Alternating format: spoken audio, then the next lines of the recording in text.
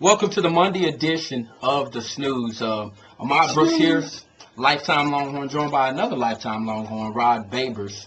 We were wreaking havoc together in the secondary several years ago. Now we try to do the same thing with the microphones here for the zone. And if you are listening to anybody else, by the way, why would you not listen to here? That's another story for another day.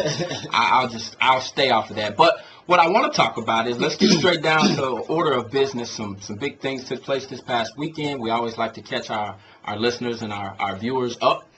Mark Ingram wins the 75th award as the Heisman, the first player in Alabama's historic program to ever win this award. Colt McCoy finishes third behind Toby Gerhart. Your thoughts on the Heisman?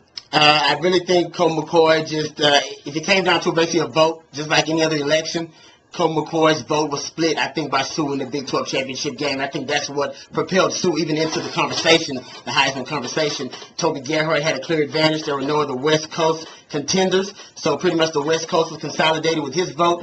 Tim Tebow, I think, took a little bit of Ingram's votes, but not enough, because I think everybody pretty much knew that he was the weakest out of all the potential nominees. And I think that, Ingram basically won out because it was such a tight race, and votes were stolen from Colt McCoy, who ended up being third. Toby Gerhart, I think, because he had the consolidation of the West, ended up being second. I think you're right, and the way those votes break down, it seemed as though it worked in the favor of Mark Ingram and Toby Gerhart on the East region, where there weren't any players from that region that had dominated, so that's where they sealed the deal there. Speaking of sealed the deal, the University of Kansas has made one of, I think, the best hires of the offseason, bringing in Turner Gill from Buffalo. He's gone 20-30 while he was there. He led them to the 2008 MAC title. I do think that this guy is going to come into Texas. He's going to win a few of these black mothers over. He's going to steal some recruits, I think, from some of the, maybe not Texas, but from some of these other teams like Tech and Baylor. He's going to get in the mix very quick. Watch out for KU. You're right. He's a dynamic personality. This guy comes into a room, he can take the whole room over. He's usually the tallest guy in the room. So he's a magnetic personality. He's going to do very well with young men. And right now at the NCAA, catching up with the times, 10 black head coaches now in the NCAA, and a lot of those being this week, 2 of those coming this week. So kudos to the NCAA. It looks like we're headed for the right direction on that. We sure hope so, but I think Turner Gill is going to do great. And as Rob mentioned earlier, I think every time he plays Nebraska, he's going to certainly want to give them the business, considering he was a quarterback there back in the day.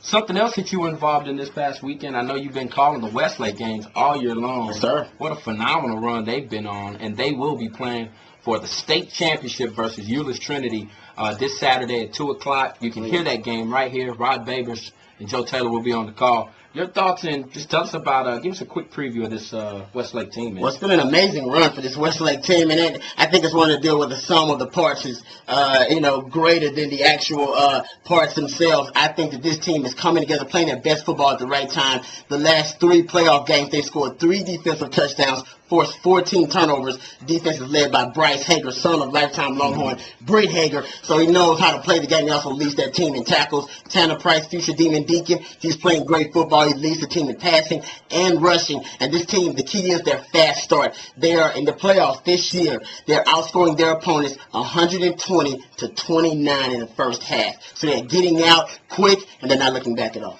And I must say, my alma mater is will be taking place at 6 o'clock.